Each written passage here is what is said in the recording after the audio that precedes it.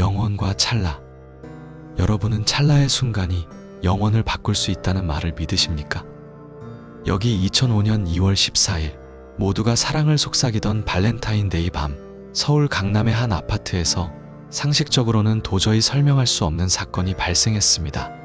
대한민국 미제 사건사 중에서도 가장 기괴하고 서늘한 기록으로 남아있는 이 사건은 세상에서 가장 안전하다고 믿었던 공간인 집으로 향하는 엘리베이터 안에서 시작되었습니다. 0.1초의 무게, 거창한 예보나 전조 현상은 필요하지 않았습니다. 그저 엘리베이터 문이 닫히는 그 짧은 찰나, 우리가 무심코 지나치는 단 0.1초의 시간이면 충분했습니다. 비명소리도, 격렬한 다툼의 흔적도 포착되지 않은 채 성인 남녀 2명이 흔적도 없이 사라졌습니다. 오늘 우리는 20년 동안 금지된 기록으로 분류되었던 그날의 진실을 첫 번째 페이지부터 다시 조심스럽게 열어보려 합니다. 행복한 연인. 저녁 9시 15분. 지훈과 민지는 결혼을 앞둔 행복한 연인이었습니다. 지훈의 손에는 민지에게 줄 빨간색 초콜릿 상자가 들려 있었고, 민지는 유독 추웠던 그날의 공기를 피하려는 듯 빨간 목도리를 두르고 지훈의 팔짱을 낀 채 환하게 웃고 있었습니다. 경비원의 증언에 따르면 두 사람의 모습은 너무나도 평범했고 그 웃음소리는 로비의 정막을 깨울 만큼 밝았다고 합니다. 마지막 목격. 그들은 아파트 로비에서 가볍게 목례를 하고 22층에 있는 그들의 보금자리로 향하기 위해 엘리베이터에 올랐습니다. 이것이 살아있는 그들을 목격한 지상의 마지막 기록이 될 줄은 누구도 짐작하지 못했습니다. 당시 강남의 이 아파트는 보안이 매우 철저한 곳이었습니다. 곳곳에 CCTV가 설치되어 있었고 외부인의 출입이 엄격히 통제되었지만 정작 문이 닫힌 엘리베이터 안은 완벽한 고립의 공간이었습니다. 4층의 멈춤. 엘리베이터가 상승을 시작합니다. 1층, 2층, 3층. 숫자판에 빨간 불빛이 하나둘 바뀔 때마다 그들은 아늑한 집과 가까워지고 있었습니다. 그런데 갑자기 엘리베이터가 예상치 못한 4층에서 멈춰섰습니다. 당시 4층 복도는 전력 개통의 문제로 인해 조명이 모두 꺼진 상태였고 칠흑 같은 어둠만이 고여 있었습니다. 띵 하는 소리와 함께 문이 열렸지만 복도 너머에는 오직 무거운 정적만이 가득했습니다. 검은 구두의 침입. 지훈은 이상한 기운을 느꼈습니다. 어두운 복도 끝에서 누군가의 잔상이 스쳐 지나가는 듯한 0.1초의 섬뜩한 감각이 그의 전신을 자극했습니다. 지훈은 본능적으로 공포를 느꼈고 급하게 닫힌 버튼을 연타하기 시작했습니다. 하지만 문이 완전히 닫히기 직전 검은 구두 끝 하나가 문틈 사이로 불쑥 밀고 들어왔습니다. 그 구두가 문을 다시 열게 만든 그 짧은 순간이 그들의 운명을 송두리째 바꿔놓았습니다. 구두의 주인이 누구였는지, 그리고 그 안에서 무슨 대화가 오갔는지는 영원한 미스터리로 남았습니다. 분명한 사실은 엘리베이터가 다시 상승을 시작했다는 것입니다. 지훈의 떨리는 손가락은 여전히 22층 버튼을 향해 있었을까요? 아니면 이미 이 세상의 공기가 아닌 다른 무언가에 압도당해 있었을까요? 좁은 밀폐 공간 안에서 벌어졌을 사투의 흔적은 나중에야 비로소 그 처참한 모습을 드러내게 됩니다. 증발된 연인. 약 2분 후 엘리베이터는 마침내 22층에 도착했습니다. 하지만 문이 열린 그곳에 연인은 없었습니다.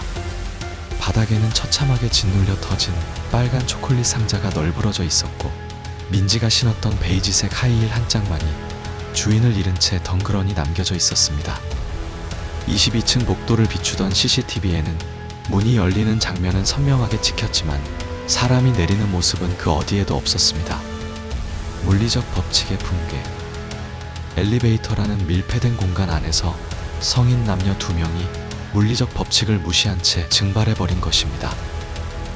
경찰 수사가 즉시 시작되었고 아파트 지하실부터 옥상 물탱크까지 샅샅이 뒤졌지만 그들의 체온조차 찾을 수 없었습니다. 당시 수사팀은 아파트 외벽을 타고 침입했을 가능성도 조사했으나 고층 아파트의 매끄러운 벽면에는 그 어떤 장비의 흔적도 남아있지 않았습니다. 마치 공기 중으로 녹아 사라진 것 같다는 토로뿐이었습니다. 붉은 실의 발견. 사건 발생 이틀 뒤 폐쇄된 지훈의 집을 수색하던 수사팀은 더욱 소름 돋는 광경을 목격하게 됩니다. 현관 문고리에는 아주 가느다란 붉은 실이 단단히 묶여 있었고, 그 실은 거실 바닥을 지나 안방 옷장 안쪽까지 길게 연결되어 있었습니다. 실은 팽팽하게 당겨져 있었으며, 가장 기괴한 점은 실을 묶은 매듭이 밖이 아닌 집 안쪽에서 묶여 있었다는 사실입니다. 옷장 속의 어둠. 범인이 처음부터 집 안에서 그들을 기다리고 있었거나 혹은 실종된 연인 중 누군가가 직접 묶었다는 뜻이 됩니다. 붉은 실의 끝이 가리키는 옷장 문을 열었을 때 그 안에는 아무것도 없었습니다. 단지 깊고도 차가운 어둠만이 고여 있었을 뿐입니다. 실의 끝은 허공에 매달려 있었고, 그것은 마치 누군가 그들을 어둠 속으로 낚아채간 것 같은 형상이었습니다. 실종된 두 사람이 마지막으로 느꼈을 공포를 생각하면 지금도 등 뒤가 서늘해집니다. 풀리지 않는 매듭.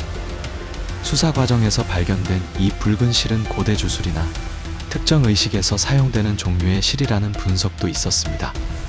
민속학 전문가들은 이 실이 산자와 죽은 자의 경계를 묶는 매듭이라고 설명하기도 했습니다. 하지만 그 실의 구체적인 성분이나 정체는 끝내 밝혀지지 않았습니다. 2005년의 기술력으로는 그 실의 성분을 완벽히 분석해내기 역부족이었고, 사건은 점차 미궁 속으로 빠져들었습니다. 옷장의 비밀. 왜 하필 옷장이었을까요? 옷장은 우리가 매일 옷을 꺼내 입는 일상적인 공간이지만 동시에 어두운 내면을 숨길 수 있는 은밀한 장소이기도 합니다. 그 옷장 너머에 우리가 알지 못하는 또 다른 공간이 존재하는 것은 아닐까요? 혹은 4층에서 탄 그 남자가 이미 옷장 속에서 그들을 기다리고 있었던 것은 아닐까요? 생각할수록 꼬리에 꼬리를 무는 의문들은 우리를 잠 못 들게 합니다. 당신의 선택. 지훈이 4층에서 마주한 그림자의 정체는 무엇이었을까요? 그리고 문고리에 묶인 붉은 실은 누구를 향한 메시지였을까요? 단 0.1초의 망설임이 불러온 이 잔혹한 비극의 결말은 여전히 20년 전의 기록 속에 잠들어 있습니다. 여러분은 이 사건의 전말을 보며 어떤 생각이 드십니까? 단순한 납치 사건으로 보이나요? 아니면 인간의 상식으로는 설명할 수 없는 초자연적인 개입으로 보나요? 이 사건의 실제 수사 기록과 현장에서 발견된 붉은 실의 정체에 대한 미공개 자료는 아래 고정 댓글의 블로그 링크에서 지금 바로 확인하실 수 있습니다. 여러분은 아직 문을 닫지 마십시오. 진실은 이미 여러분 곁에 와 있을지도 모릅니다. 곧 공개될 시즌2 제2부에서는 현장에서 발견된 기괴한 단서들을 추적하며 총 3부작으로 이어지는 이 미스터리의 실체에 한 발짝 더 다가갈 예정입니다. 구독과 좋아요로 진실을 밝히는 길에 함께해 주십시오. 긴 시간 시청해 주셔서 감사합니다.